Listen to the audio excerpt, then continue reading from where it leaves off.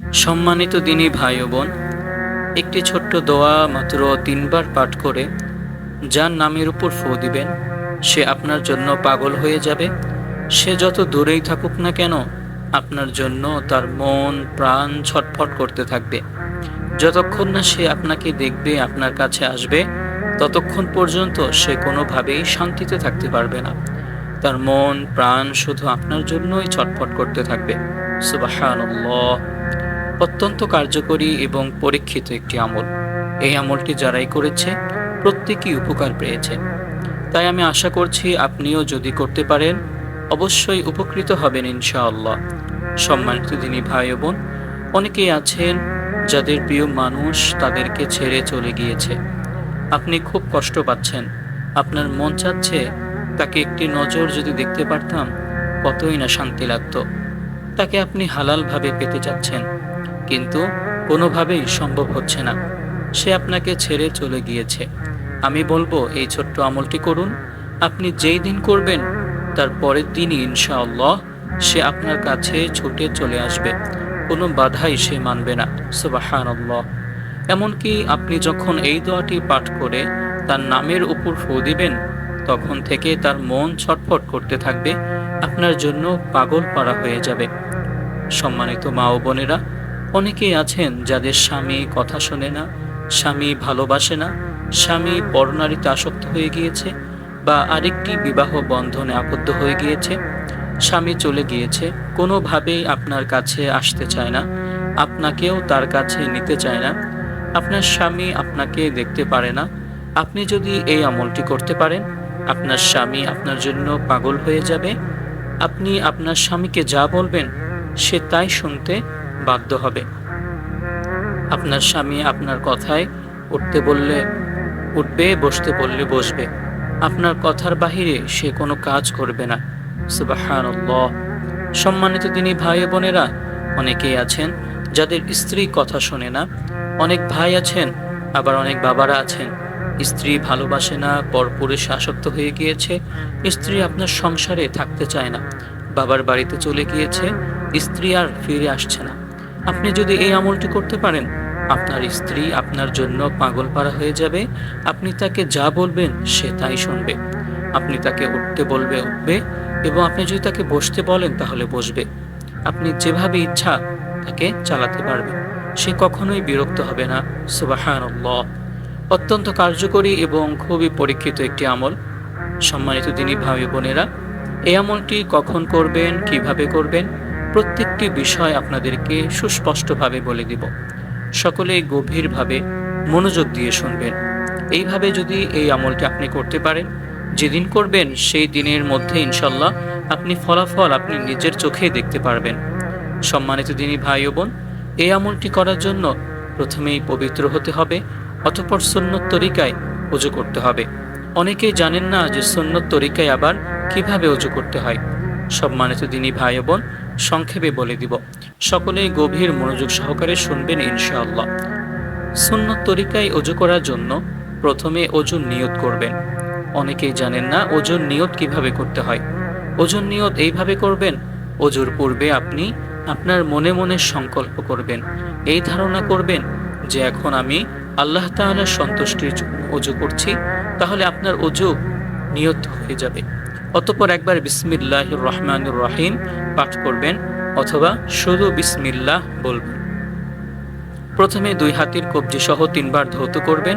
অতঃপর যদি মিসওয়াক থাকে তাহলে মিসওয়াক করে নেবেন। যদি মিসওয়াক না থাকে তাহলে আপনার হাতের আঙ্গুল দিয়ে একটু ভালো করে ঘষা দিবেন। অতঃপর 3বার কুলি করবেন। অতঃপর 3বার নাকে পানি দিবেন, অথবা সমস্ত মুখমণ্ডল 3বার ধৌত করবেন। অতঃপর 2 হাতের কবজি সহ 3বার ধৌত করবেন, কনুই সহ ধৌত করবেন। অতঃপর আপনার মাথাটি সুন্দরভাবে মাসেহ করবেন। এখানে ইখতিলাফ রয়েছে। কেউ কেউ বলেছেন যে মাথার 4 ভাগের 1 ভাগ মাসেহ করতে হবে, আবার কেউ কেউ বলেছেন মাথার চুল পরিমাণ জায়গা মাসেহ হয়ে যাবে, আবার কেউ কেউ বলেছেন সমস্ত মাথাটি মাসেহ করতে হবে। এজন্য আপনাদেরকে বলবো সমস্ত মাথাটি মাসেহ করার চেষ্টা করবেন, এটাই সবচাইতে উত্তম। অতঃপর 2 পায়ের 2 কোণই সহ সুন্দরভাবে ধৌত করবেন। এটা হলো ওযুর সুন্নত তরিকা। এইভাবে যদি ওযু করতে পারেন আল্লাহ তাআলা আপনাকে দুইটি বিশেষ পুরস্কার দান করবেন। 1 নাম্বার পুরস্কার, আপনি যখন এইভাবে অজু করবেন, অজুর প্রত্যেকটি অঙ্গ প্রত্যঙ্গ ধোয়ার সময় যে পানিগুলো ঝরে যায়, এই ঝরে যাওয়া পানির সাথে সাথে আল্লাহ তাআলা আপনার জীবনের সমস্ত গুনাহগুলোকে একইভাবে ঝরে ফেলে দেন। সুবহানাল্লাহ। 2 নাম্বার পুরস্কার, আপনি অজুর সময় যে অঙ্গগুলো ধৌত করেছেন, এই অঙ্গগুলো দিয়ে কাল হাসরের ময়দানে নূরের ঝলকানি বের হবে। এটা নূরের ঝলকানি চলতেই থাকবে। আল্লাহর নবী মুহাম্মদ সাল্লাল্লাহু আলাইহি ওয়াসাল্লাম আপনাকে দেখে সহজেই চিনতে পারবেন। অতঃপর আপনাকে আল্লাহ তাআলার দরবারে সুপারিশ করে জান্নাতে নিরাপদে পৌঁছে দিবেন। সুবহানাল্লাহ। সম্মানিত দিনী ভাই ও বোন, অজু শেষ করে আপনার ডান হাতের শাহাদাত আঙ্গুলটি আসমানের দিকে সোজা করে দিয়ে একটি ছোট্ট কালেমা পাঠ করবেন। সেই কালেমাটা হলো আশহাদু আল্লা ইলাহা ইল্লাল্লাহ ওয়াহদাহু লা শারীকা লাহ وأشهد أن محمدا عبده ورسوله। রাসূলুল্লাহ সাল্লাল্লাহু আলাইহি ওয়াসাল্লাম বলেন, যে ব্যক্তি অজুর পরে কালেমায়ে শাহাদাত একবার পাঠ করবে, আল্লাহ তাআলা ওই ব্যক্তির জন্য জান্নাতের 8টি দরজা খুলে দিবেন। ওই ব্যক্তি জান্নাতের যে দরজা দিয়ে ইচ্ছে সেই দরজা দিয়ে সসম্মানে বিনা হিসাবে জান্নাতে প্রবেশ করতে পারবে। সুবহানাল্লাহ। তার জন্য কোনো বাধাই থাকবে না।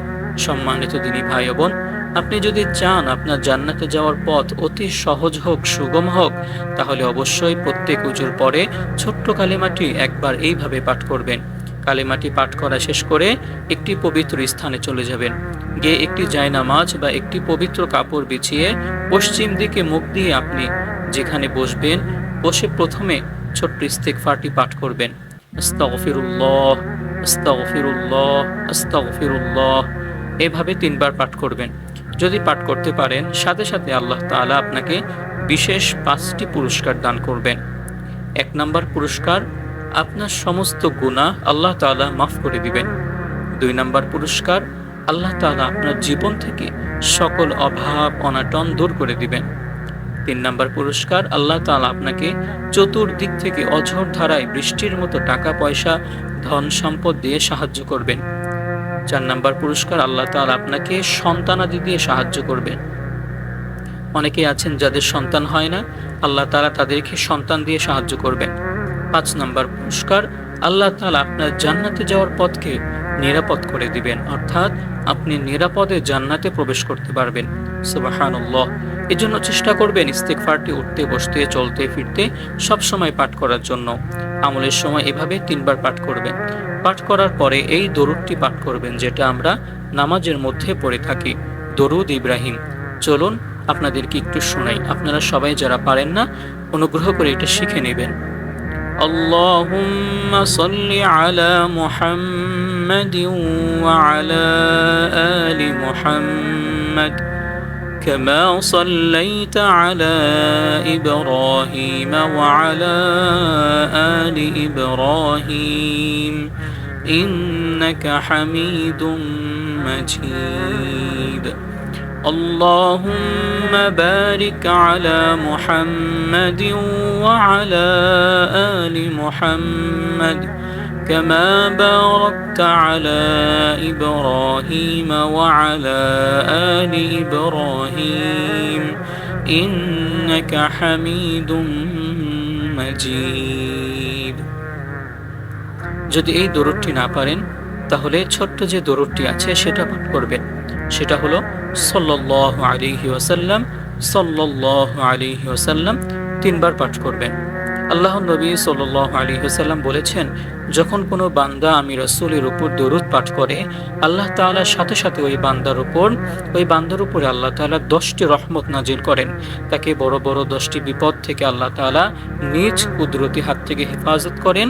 তার মনের বড় বড় 10টি নেক আশা আল্লাহ তাআলার সাথে সাথে পূরণ করে দেন। তার আমল নামায় কমপক্ষে 10টি নেকি দান করেন। তার জীবন থেকে কমপক্ষে 10টি গুনাহ আল্লাহ তাআলা মাফ করে দেন। সুবহানাল্লাহ। সম্মানিত দিনী ভাই ও বোন, দরুদটি পাঠ করার পরে যে ছোট্ট দোয়াটি পাঠ করবেন সেটা হলো এভাবে আপনারা পাঠ করতে পারেন। আউযু বিল্লাহি মিনাশ শাইতানির রাজীম। প্রথমে আল্লাহ তাআলার কাছে শয়তানের সকল কুমন্ত্রণা থেকে আশ্রয় চাইবেন। অতঃপর বলবেন বিসমিল্লাহির রহমানির রহিম। তারপরে আল্লাহ তাআলার দুইটি নামের উসিলায় রহমান, রহিম, এই দুইটি নামের উসিলায় রহমান ও রহিম, এই দুইটি নামের উসিলায় আল্লাহ তাআলার কাছে দোয়া চাইবেন, রহম চাইবেন। অতঃপর বলবেন যে وألقيت عليك محبة مني وألقيت عليك محبة مني وألقيت عليك محبة مني। এভাবে ছোট্ট দোয়াটি 3 বার পাঠ করবেন। 3 বার পাঠ করার পরে আবার সেই দরুদটি 3 বার পাঠ করবেন, যেটা নামাজের মধ্যে আমরা পড়ে থাকি, দরুদ ইব্রাহিম। আপনারা পাঠ করার পরে আপনি যে পাঠ করলেন, আপনি যাকে বাধ্য করতে চাচ্ছেন তার নামটি আপনার ডান হাতের শাহাদত আঙ্গুল দিয়ে মাটির মধ্যে সুন্দর করে বাংলায় লিখবেন। মানে হাতের আঙ্গুল দিয়ে আপনি মাটির উপরে লেখার পরে মাটি অথবা আপনি যেখানে বসে আছেন সেখানে নিচে যে কোনো একটা মাধ্যম দিয়ে লিখবেন। অনেকে প্রশ্ন করেন যে হুজুর মাটি কোথায়? মাটি বলতে এখানে বোঝানো হয়েছে আপনি আপনার হাতের আঙ্গুল দিয়ে একটা অবয়ব আঁকাবেন, সেটা হোক জায়নামাজ অথবা টাইলস, মেঝে, যে কোনো একটার উপর আপনি হাত দিয়ে একটা অবয়ব লিখবেন তার নামের মতো করে। লেখার পরে একটা মাধ্যম দিয়ে লিখবেন, নামের উপর একটি ফু দিবেন, বিসমিল্লাহ বলে ফু দিবেন। ফু দেওয়ার পরে আবার একবার দরুদ শরীফ পাঠ করবেন, যে কোনো একটি দরুদ শরীফ। দরুদ পাঠ করা শেষ করে আল্লাহ তাআলার কাছে দোয়া করবেন এইভাবে, আলহামদুলিল্লাহি রাব্বিল আলামিন। আপনি আল্লাহ তাআলার কাছে এভাবে দোয়া করবেন। তারপর আল্লাহ তাআলার নাম বলবেন, ইয়া যাল জালালি ওয়াল ইকরাম, ইয়া যাল জালালি ওয়াল ইকরাম, 3 বার পাঠ করবেন। অতঃপর আল্লাহ তাআলার কাছে সাহায্য চাইবেন, হে আল্লাহ, আমি অমুক ব্যক্তিকে ভালোবাসি, পছন্দ করি, সে আল্লাহ, তাকে আমার জন্য আপনি হালাল করে দিন, আপন করে দিন, আপনি আমাকে তাকে পাওয়ার জন্য তৌফিক দান করুন। অথবা সে যদি আপনার স্বামী হয়ে থাকে তাহলে বলবেন, হে আল্লাহ, আমার স্বামীকে আমার কাছে ফিরিয়ে দিন। আর যদি সে আপনার স্ত্রী হয়ে থাকে তাহলে বলবেন, হে আল্লাহ, আমার স্ত্রীকে আমার কাছে আপনি ফিরিয়ে দিন।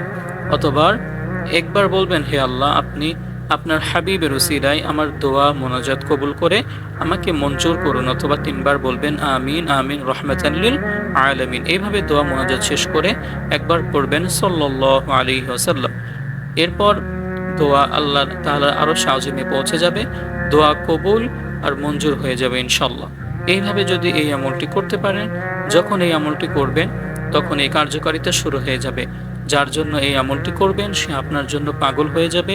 7 সমুদ্র 13 নদী পাড়ি দিয়ে হলেও সে আপনার কাছে ছুটে চলে আসতে বাধ্য হবে ইনশাআল্লাহ। সম্মানিত দিনী ভাই ও বোন, আশা করছি আজকের এই ছোট্ট আমলটি আপনাদের সকলের জন্য অত্যন্ত গুরুত্বপূর্ণ এবং উপকারী ছিল। অতএব সকলকে বলবো, সদকা জারিয়ার উদ্দেশ্যে কমপক্ষে একটি হলেও লাইক এবং সুন্দর একটি কমেন্ট আর সাবস্ক্রাইব করে আমাদের সাথেই থাকুন। আমাদের কাছে দোয়া চাইবেন। আপনারা কমেন্ট লিখলেই যার যার কমেন্ট আমি দেখব, সকলেই আমি মন থেকে দোয়া করব ইনশাআল্লাহ, যেন আপনি আপনার মনের মানুষকে আপনার করে হালালভাবে পেয়ে যান। এজন্য আপনার প্রিয় মানুষের কাছে ভিডিওটা চাইলে শেয়ার করতে পারেন আর আমাদের চ্যানেলে সাবস্ক্রাইব করে আমাদের চ্যানেলের সাথেই থাকবেন। সম্মানিত প্রিয় দর্শক, আজ এই পর্যন্তই। সবাই ভালো থাকুন, সুস্থ থাকুন। দেখা হবে নতুন কোনো ভিডিওতে।